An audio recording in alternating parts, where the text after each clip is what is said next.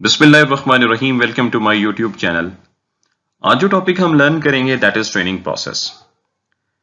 Organisations अपने employees को मुख्तलिफ किस्म की ट्रेनिंग देती रहती हैं, जिनका मकसद ये होता है कि एम्प्लॉइज अपनी particular job as per standards perform करें ताकि उनकी परफॉर्मेंस से डिजायर रिजल्ट्स हासिल किए जा सकें। एक बात याद रखें, ट्रेनिंग एक बाकायदा प्रोसेस होता है जिसमें ऑर्गेनाइजेशन अपनी ट्रेनिंग के हवाले से प्लानिंग करती हैं, ट्रेनिंग्स की नीड्स को आइडेंटिफाई किया जाता है और साथ में ट्रेनिंग मेथड्स को भी आइडेंटिफाई किया जाता है। तो कहने का मतलब यह हुआ कि ट्रेनिंग एक बाकायदा एक स्टेप बाय स्टेप प्रोसेस का नाम है जिसका समझना बेहद जरूरी है ताकि ट्रेनिंग के ऑब्जेक्टिव्स को अचीव किया जा सके। तो आज का हमारा मौजू होगा ट्रेनिंग का प्रोसेस। लेकिन वीडियो शुरू करने से पहले मैं आपसे गुजारिश करूंगा, अगर आप हमारे चैनल पर नए हैं तो please do subscribe our channel and don't forget to press the bell icon ताकि आप हमारी हर आने वाली नई वीडियो को देख सकें। तो आइए अब हम सीखते हैं ट्रेनिंग प्रोसेस को। सबसे पहले हम जानते हैं what is training process. Training process comprises of a series of steps that needs to be followed systematically to have an efficient training program. Training is a systematic activity performed to modify the skills, attitudes and the behavior of an employee to perform a particular job. देखिए, जिस तरह video के आगाज में मैंने कहा कि organisation अपने एम्प्लॉइज को ट्रेनिंग देती रहती है, चाहे वो मैनेजमेंट स्टाफ हो या नॉन मैनेजरियल स्टाफ, लेबर हो सकती है या कोई भी इंडिविजुअल जो ऑर्गेनाइजेशन में काम कर रहा होता है। और इस ट्रेनिंग का यह मकसद होता है कि एम्प्लॉइज ना सिर्फ अपनी परफॉर्मेंस बेहतर तरीके से अदा करें बल्कि ऑर्गेनाइजेशंस भी हर किस्म के चेंज के लिए तैयार रहे। तो ट्रेनिंग एक सिस्टमैटिक प्रोसीजर है जिसमें ऑर्गेनाइजेशन को स्टेप बाय स्टेप उस प्रोसेस को फॉलो करना होता है ताकि एक इफेक्टिव ट्रेनिंग को इंप्लीमेंट किया जा सके। तो फिर बेसिकली ट्रेनिंग एक सिस्टमैटिक एक्टिविटी होती है, एक्टिविटी कहा जाता है जिसके जरिए ऑर्गेनाइजेशन अपने एम्प्लॉइज की स्किल्स, उनके एटीट्यूड को मॉडिफाई करती हैं ताकि एम्प्लॉइज जो है वो अपनी पर्टिकुलर जॉब को बेहतर तरीके से परफॉर्म कर सकें। Now let's talk about training process. इसमें पहला स्टेप है आइडेंटिफाई ट्रेनिंग नीड्स। इस स्टेप में ऑर्गेनाइजेशन अपनी ट्रेनिंग नीड्स को आइडेंटिफाई करती हैं। वो देखती हैं कि उनके एम्प्लॉइज को किन एरियाज में ट्रेनिंग की जरूरत है ताकि उस हवाले से उनको ट्रेनिंग प्रोवाइड की जाए। Second step is set training objectives. इस स्टेप में ऑर्गेनाइजेशन अपने ट्रेनिंग ऑब्जेक्टिव्स को सेट करती हैं। मींस कि वो जानती हैं कि एम्प्लॉइज को ट्रेनिंग देने से क्या हासिल होगा, क्या ऑब्जेक्टिव है हमारा उनको ट्रेनिंग देने का, क्या उनकी परफॉर्मेंस को बेहतर करना है या उनकी स्किल्स को एनहांस करना है, etcetera. Third step is select appropriate method of training. इस स्टेप में ऑर्गेनाइजेशन अपनी ट्रेनिंग ऑब्जेक्टिव्स के अकॉर्डिंगली ट्रेनिंग मेथड को डिसाइड करते हैं, whether it may be on the job training और off the job training. Next step is implement the training programme. इस step में ऑर्गेनाइजेशन ने जो भी ट्रेनिंग मेथड डिसाइड किया होता है उसको इंप्लीमेंट कर दिया जाता है। मींस कि आप कह सकते हैं कि ट्रेनिंग को स्टार्ट कर दिया जाता है। Last step is evaluate the training programme. इस स्टेप में after the implementation of training programme अब उसको एवेल्युएट किया जाता है, एनालाइज किया जाता है कि क्या ट्रेनिंग देने के बाद जो ट्रेनिंग के ऑब्जेक्टिव्स थे वो हासिल भी हुए या नहीं, और फिर अल्टीमेटली देखा जाता है कि क्या जिस पर्पस के लिए ऑर्गेनाइजेशन ने ट्रेनिंग कंडक्ट की थी क्या उससे ऑर्गेनाइजेशन की नीड्स पूरी हुई हैं, क्या एम्प्लॉइज की परफॉर्मेंस बेहतर हुई है या नहीं। तो अब हम वन बाय वन हर एक स्टेप को थोड़ा सा डिटेल में समझते हैं। First step is identify training needs. It is the first step of training process to identify the training needs. The needs are identified through analyzing current and future challenges of the organization, as well as measuring the difference between standard performance and actual performance of employees. देखिए, ये जो पहला step है identify training needs, ये training process में बहुत ज्यादा important है क्योंकि विदाउट ट्रेनिंग नीड असेसमेंट आप जो भी ट्रेनिंग अपने एम्प्लॉइज को देंगे it is just a cost, it may never be investment. क्योंकि समटाइम्स ऐसा भी होता है कि जो ट्रेनिंग आप अपने स्टाफ को दे रहे होते हैं वो उसके बारे में नो हाउ पहले से ही जानते हैं, तो बार बार एक ही तरह की रिपीटिशन जो है उससे उनको कोई फायदा नहीं होता। तो ऐसे में जो ट्रेनिंग है वो एक ऑर्गेनाइजेशन की इन्वेस्टमेंट नहीं होगी बल्कि एक कॉस्ट बन जाएगी। तो फिर ऑर्गेनाइजेशन ट्रेनिंग नीड्स को आइडेंटिफाई करने के लिए प्रेजेंट और फ्यूचर चैलेंजेस को देखती है और साथ साथ गैप को आइडेंटिफाई किया जाता है between employees actual performance and standards of performance. अब इस गैप से क्या पता चलता है? देखिए, इस गैप से पता चलता है कि उस ऑर्गेनाइजेशन के एम्प्लॉइज किन किन एरियाज में वीक हैं या किन एरियाज में वो बेहतर परफॉर्म नहीं कर रहे जहां पे उनको फिर ट्रेनिंग की जरूरत होती है। Need assessment can be studied by two perspective, individual and group. The individual training is designed to enhance individual efficiency when not performing well, whereas group training is intended to inculcate the new changes in employees due to a change in the organization strategy. देखिए, ये जो need है वो दो perspective में हो सकती है. एक पर्सपेक्टिव है इंडिविजुअल और दूसरा है ग्रुप. इंडिविजुअल पर्सपेक्टिव में ये देखा जाता है कि अगर कोई इंप्लॉय आउटपुट नहीं दे रहा, मींस कि वो एज पर स्टैंडर्ड परफॉर्मेंस नहीं दे रहा ऑर्गेनाइजेशन को, तो ऐसे में एम्प्लॉय को जो ट्रेनिंग की जरूरत होती है वो इंडिविजुअल पर्सपेक्टिव में दी जाएगी.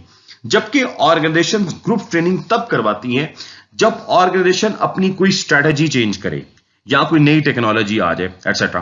तो ऐसे में ज्यादा एम्प्लॉइज को ट्रेनिंग दी जाती है ताकि तमाम एम्प्लॉइज उस नए चेंज को समझ जाएं और अकॉर्डिंगली फिर वो अपनी परफॉर्मेंस दें. तो ऐसे में जो ट्रेनिंग नीड है वो ग्रुप पर्सपेक्टिव में कंसीडर की जाती है या ग्रुप पर्सपेक्टिव में होगी. Next step is objectives of training.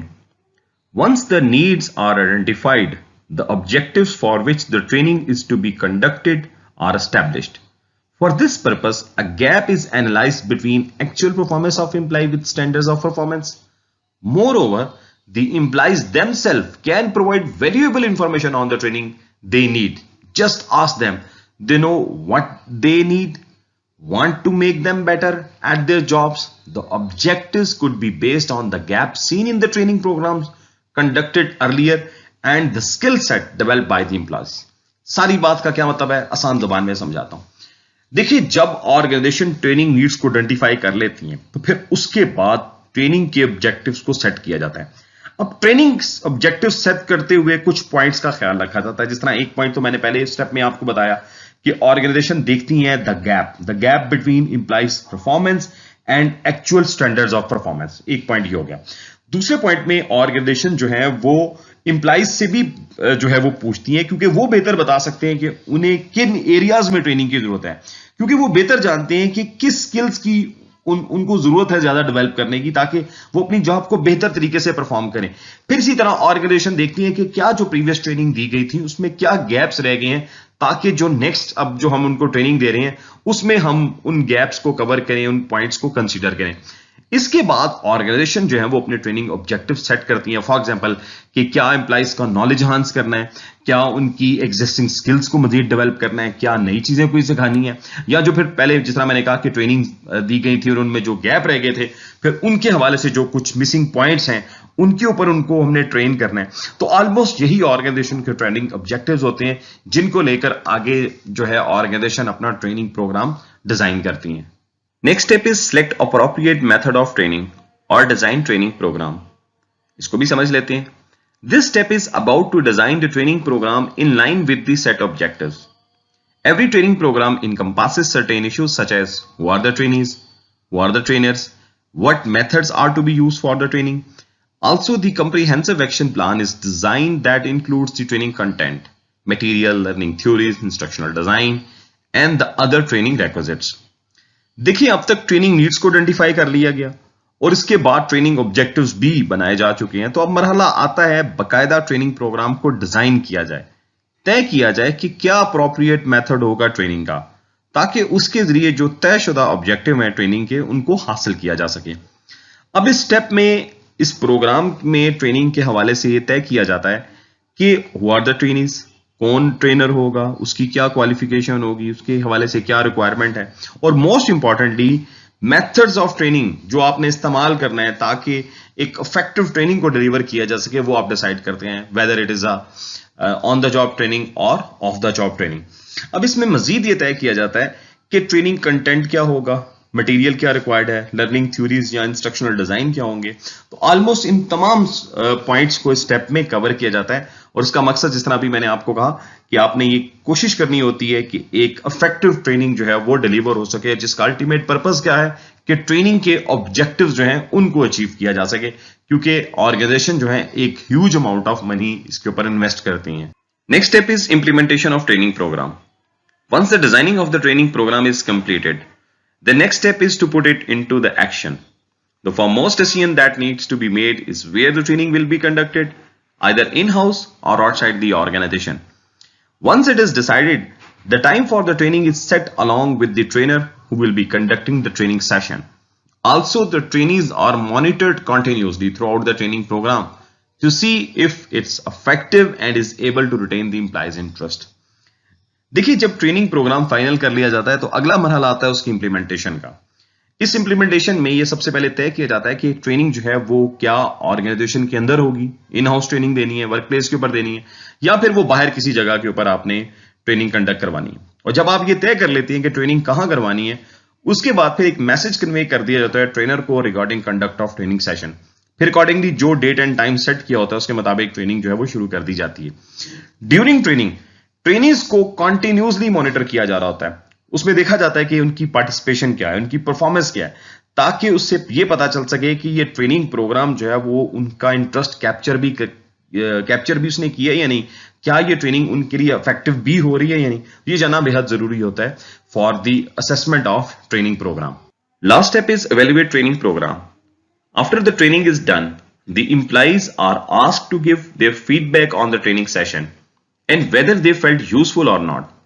Through feedback, an organization can determine the weak spots, if any, and can rectify it in the next session. The valuation of training program is must because companies invest huge amounts in these sessions and must know its effectiveness in terms of money.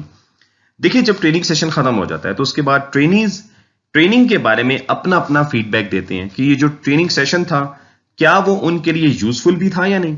फिर इस feedback के जरिए organisation जो है वो weak areas जो training session में रह जाते हैं उनको आइडेंटिफाई कर लेती है, ताकि नेक्स्ट जो ट्रेनिंग सेशन है उनमें उसको कंसीडर किया जाए।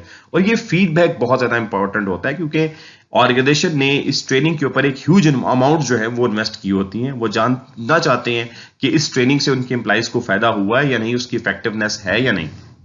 फिर इसके बाद वो इस ट्रेनिंग की इफेक्टिवनेस को मजीद मेजर करते हैं in terms of money. Like organisation जो है वो पोस्ट ट्रेनिंग एम्प्लॉइज की परफॉर्मेंस को देखते हैं कि क्या आफ्टर ट्रेनिंग एम्प्लॉइज की प्रोडक्टिविटी में इजाफा हुआ है या नहीं। क्योंकि ऑर्गेनाइजेशन का ये ख्याल है कि हमने एक अच्छी खासी अमाउंट जो है पैसा इनकी ट्रेनिंग के ऊपर खर्च किया है, तो वो ये चाहते हैं कि एम्प्लॉइज जो है वो अब हमें हाई प्रोडक्टिविटी दे, हमें एक अच्छी आउटपुट दे, ताकि उसकी परफॉर्मेंस जो है जो हम डिजायर रिजल्ट चाहते हैं वो हम उसकी परफॉर्मेंस से हासिल करें और अल्टीमेटली जो ऑर्गेनाइजेशन है वो अपने गोल्स को अचीव कर ले।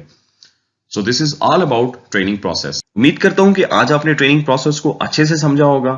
वीडियो अच्छी लगी हो तो हमारे चैनल को जरूर सब्सक्राइब कीजिएगा, लाइक कीजिएगा, शेयर कीजिएगा। अपना बहुत ज्यादा ख्याल रखें। Stay blessed.